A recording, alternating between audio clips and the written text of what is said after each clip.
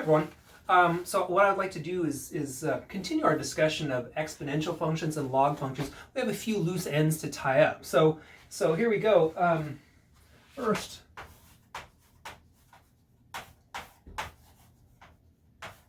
let's say, recall that. So we learned this formula, or you learned this way of thinking about the absolute value function at some point. I want to describe it as a piecewise function. Right? So the absolute value of x can be thought of this way. If x is greater than or equal to 0, what does absolute value do? It does nothing. Leave it alone. So absolute value of x is equal to x. But if it's a negative number, then you make it positive. How do you make a negative number positive? You do it by negating it. Right? And so absolute value of x is equal to minus x for choices of x that are less than 0. Now, what I want to consider using this formula here, so let's consider, let's say function y equal natural log of absolute value of x. Now, what that will be according to this formula right here, it's going to be natural log of x if x is greater than 0, and it's going to be natural log of minus x in the case that x is less than 0. Now notice that I'm not using less than or equal to or greater than or equal to here anymore. Why is that? Because natural log is not defined at 0. All right, so we can't plug 0 into the natural log function. Remember, the domain of the natural log is all positive numbers, strictly greater than 0. Anyways, all right, so here we have this function. I'd like to compute y prime. And so for x greater than 0, y prime, that's going to be the derivative of natural log of x, which we know is 1 over x. And then for x less than 0, y prime, that's going to be the derivative of natural log of negative x. And remember, we learned the formula for computing the natural log of any function, right? If you want to compute the derivative of natural log of f of x, remember that's f prime of x divided by f of x.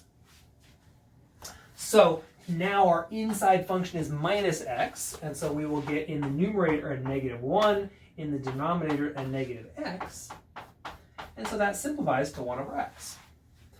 So what we just showed then is that the derivative of the function natural log of x, natural log of absolute value of x is equal to 1 over x. So we can say, so the derivative of natural log of absolute value of x is equal to 1 over x for all x. Now the domain of natural log of absolute value of x, that's all numbers except for 0. So for all x not equal to 0. In other words, for all values of x in the domain. As a consequence, what we have then, right, every time you learn a derivative formula, there's a corresponding antiderivative formula. So what that tells us then, our consequence is that the absolute value of 1 over x dx is natural log absolute value of x plus c. Right, so we get a new antiderivative formula, and this is where I was headed in doing this derivation here. I wanted an antiderivative of the function 1 over x. Now, this fills in a gap. We'll say that. So this fills in a gap. What you knew before is that if you want to compute the antiderivative of x to the n, you had this formula, x to the n plus 1 over n plus 1 plus c, and this holds for all n not equal to negative 1. In other words, up until this moment, we did not have a formula for the antiderivative of x raised to the minus 1. Now we do. So now we've got a formula that tells us what the antiderivative of x to the n is for all choices of n. When it's not equal to 1, you use this well-known formula, this familiar formula, and now we have for n equal to negative 1, Here's the formula for the antiderivative. So let's try an example making use of this formula.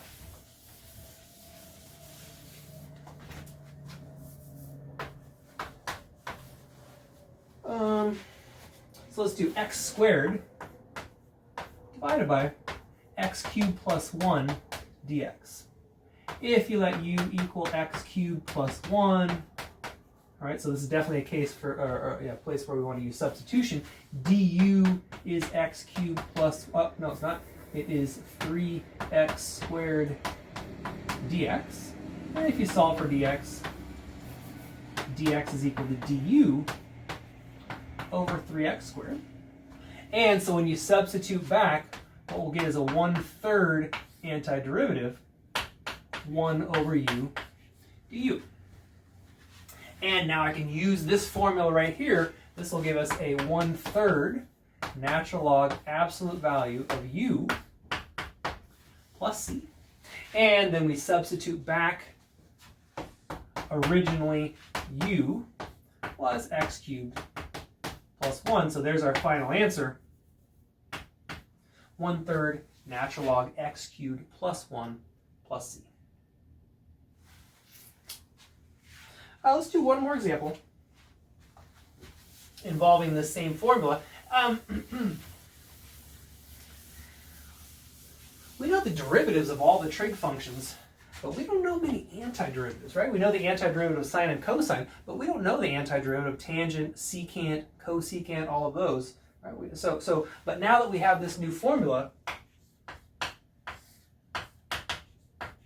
we'll actually be able to write down what the antiderivative of the tangent is. And the way you do this is you think of tangent as sine over cosine. And then if you let u equal cosine of x, what we have is that this is set up to do substitution by letting u equal cosine of x. And then so du will be a negative sine x dx. And now we've got negative integral 1 over u du when we substitute. That will give us a negative natural log absolute value of u plus c.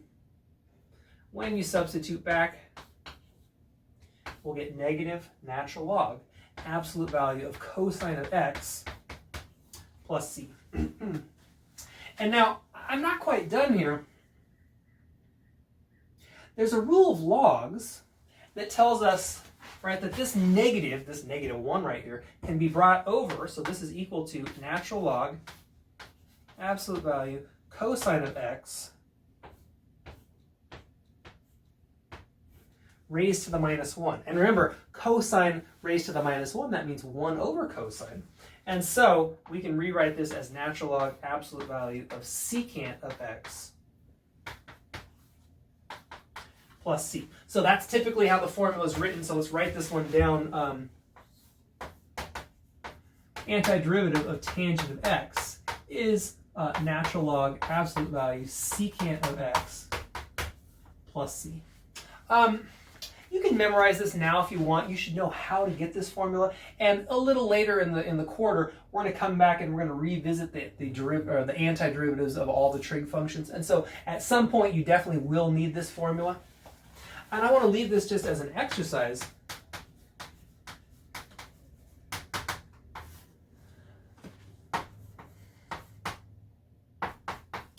Find the antiderivative of cotangent of x using the same trick. Think of cotangent as cosine over sine, do a substitution, and then make use of the formula that we have.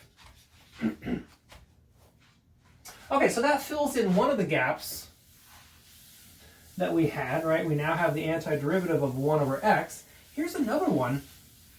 It's not quite as long-standing, so just, let's say, recall.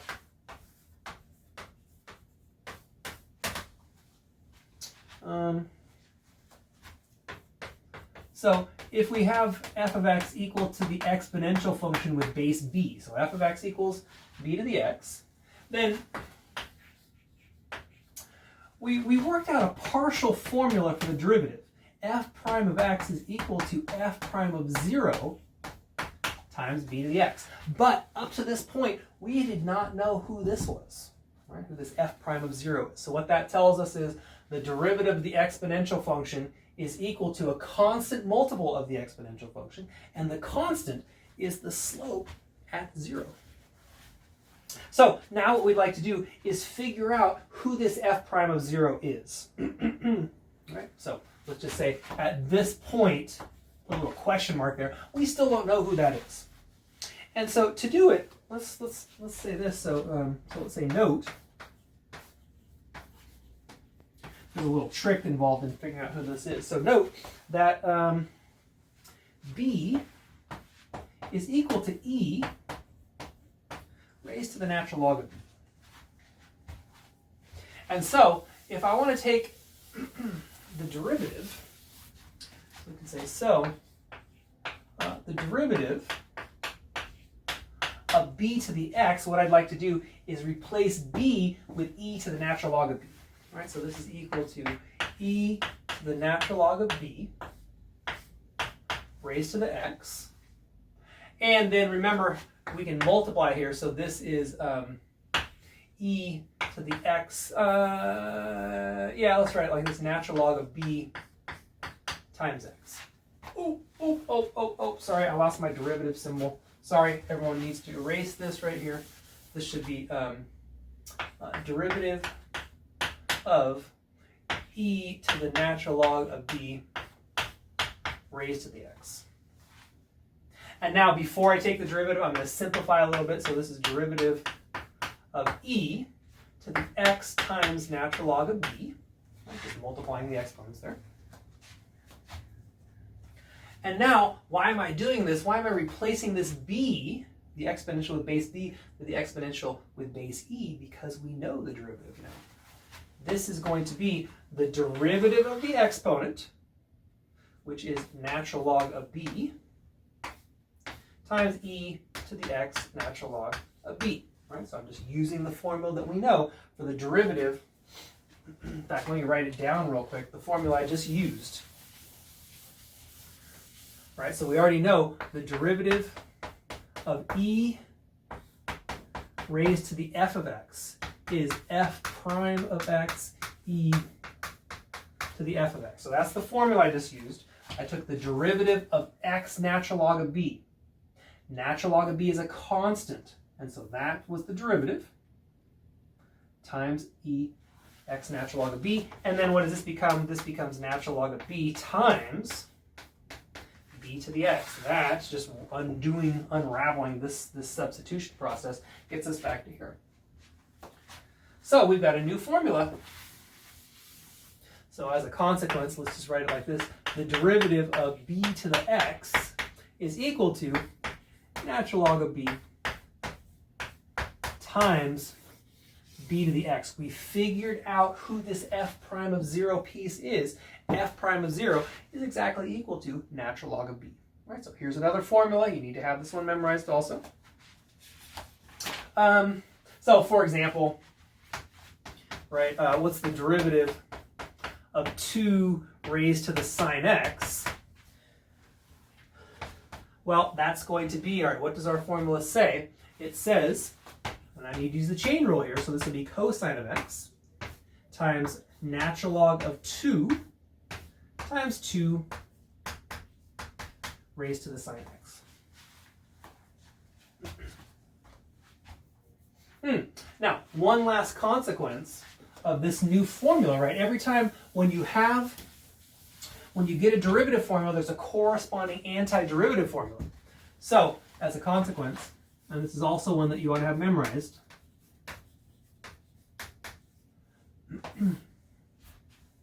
the antiderivative of b to the x dx is equal to b to the x divided by natural log of b plus c. Okay, So over the last few lectures, we've learned a whole bunch of formulas, right? We've been talking about exponential functions and the log function, its inverse, right? So we've been looking at the relationship between the two functions and coming up with formulas for derivatives and antiderivatives. You need to know these, right? For the rest of calculus, you need to know these formulas for the derivatives and antiderivatives of exponentials and log functions.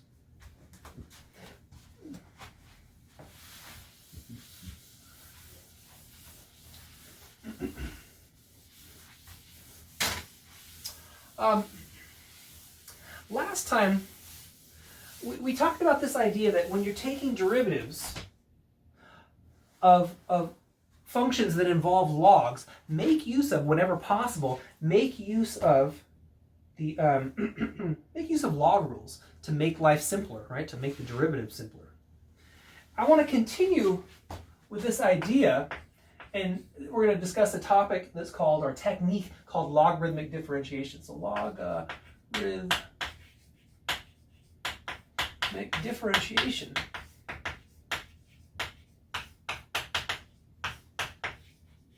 And here's the idea. We showed, right, if you have, you don't need to write this down, but if you have some function y equals natural log of, and then some complicated thing here, before taking the derivative, use rules of logs to simplify this expression. It makes the derivative computation much, much easier.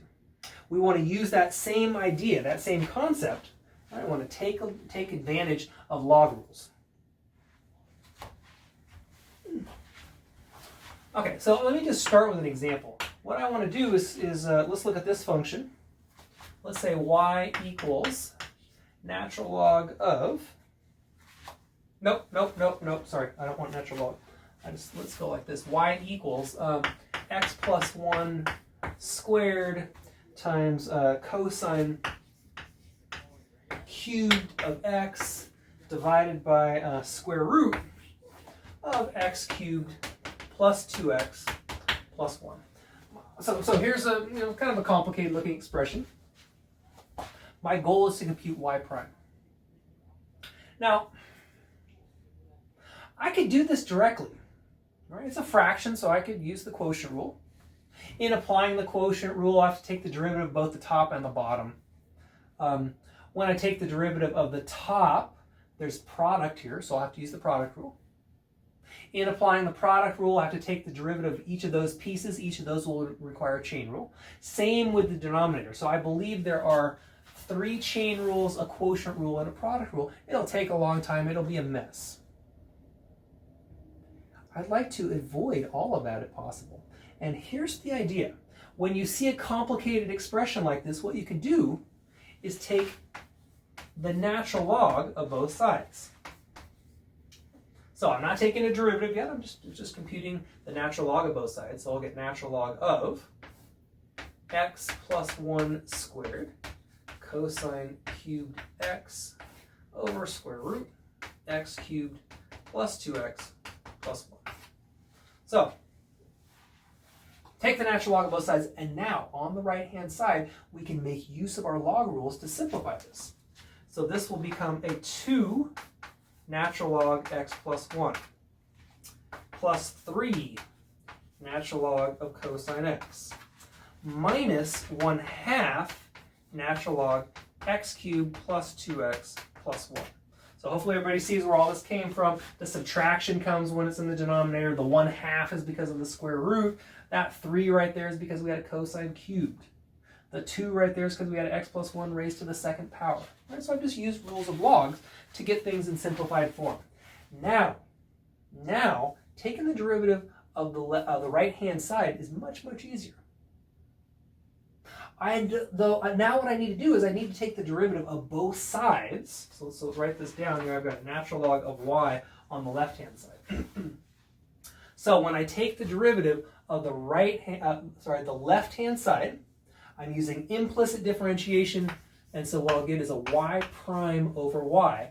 That's the derivative of the left-hand side. On the right-hand side, the derivative will go like this: 2 times 1 over x plus 1. That's easy. Plus 3 times negative sine x over cosine x. And I apologize that I ran out of room here. It'll be minus 1/2 times 3x squared plus 2 over x cubed plus 2x plus 1. Okay, now I'm not done. I need to solve for y prime. Right? That's my goal. I want to find y prime. So what we have is y prime equals y times that mess here. Let me write it down again. So this will be a 2 over x plus 1 minus 3 tangent x. Right here I've got a 3 times negative tangent. And then minus 1/2 times 3x squared plus 2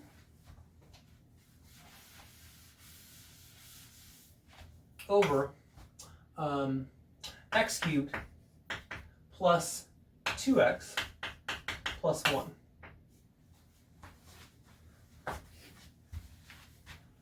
Okay, so now I'm not quite done. What we have is that y prime is equal to y times this stuff. Now I need to put y back in.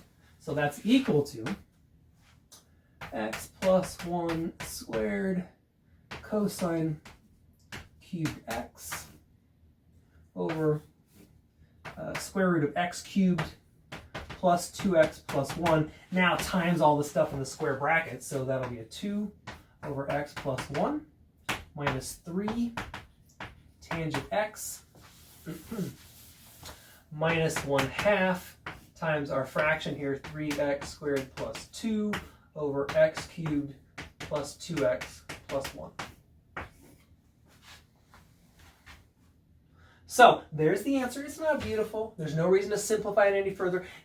We started off with a messy, ugly expression. There's no reason to expect that the derivative was going to work out nice in the first place. But by doing this technique called logarithmic differentiation, it made the actual computation, I guess I did it here, the actual computation of derivatives really easy, right, by taking advantage of log rules. So if you encounter a complicated algebraic expression, right, one that involves raising to powers, quotients, products, and so on, this thing called logarithmic differentiation can make life easier. Now, so it was not required. I could have used the quotient rule and the product rule and the chain rules and so on. I'd still be computing derivatives, right? It would take a longer time, right? So this definitely saves some work. But it wasn't necessary. I could do it, just do it directly. But now what I want to do is look at another example. Let's look at the function y equals x raised to the x power. Now, you don't need to write this down.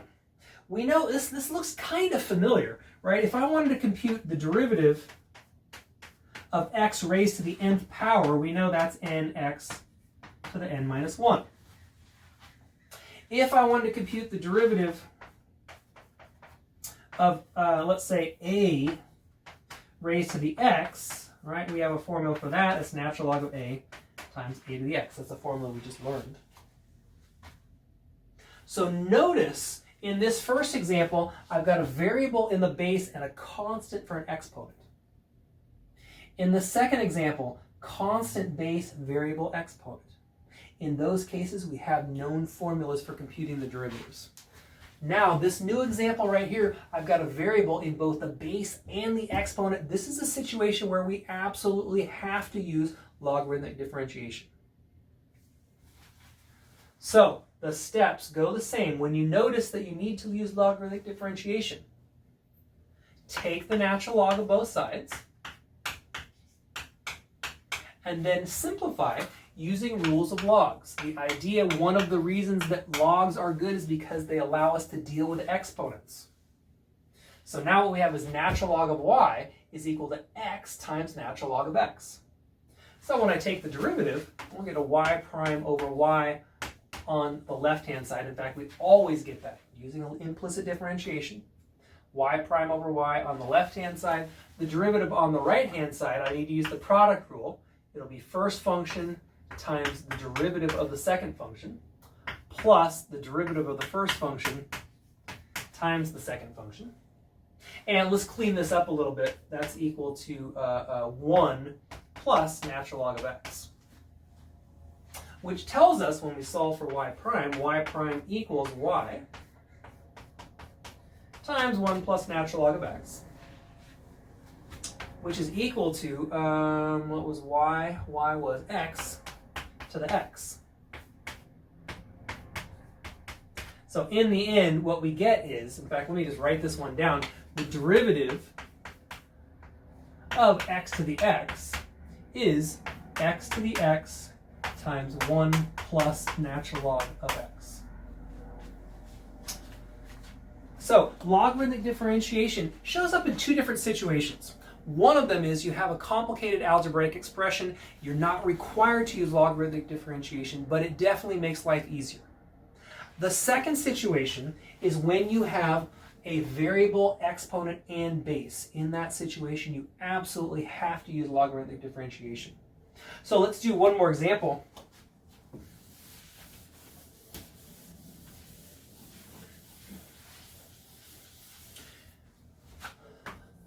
So here we've got y equals, and it's going to be cosine of x raised to the tangent of x. Here's a situation where we absolutely have to use logarithmic differentiation. We've got a variable in the base and in the exponent. So first step then, take the natural log of both sides.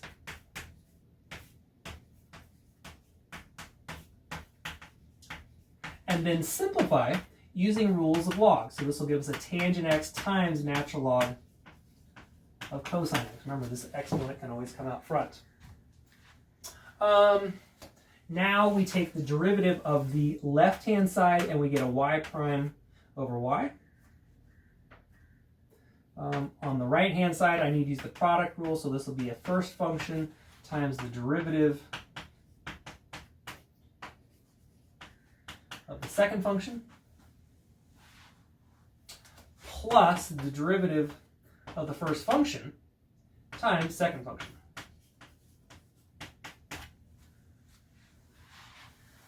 Now we solve for y prime.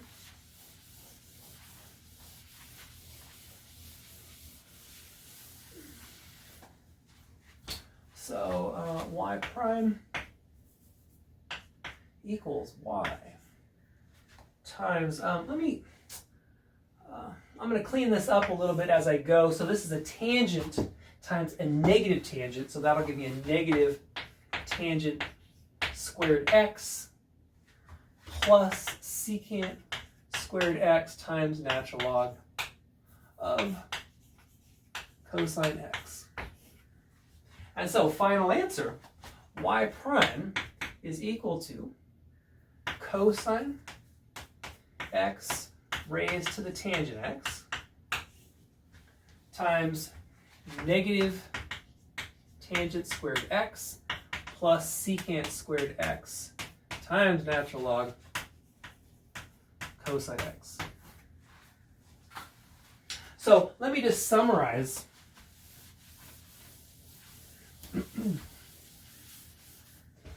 Logarithmic differentiation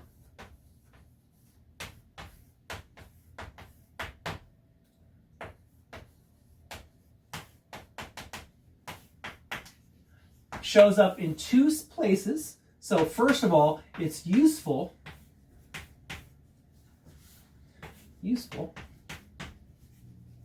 when differentiating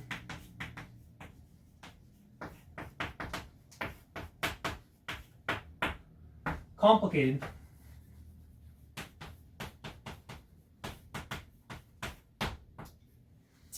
algebraic expressions. That's like that first example that I did.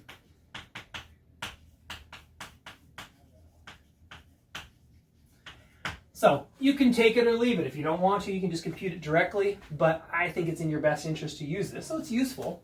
And then second thing, it's necessary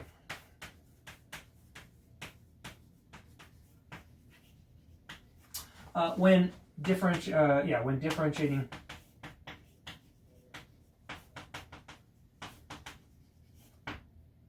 a function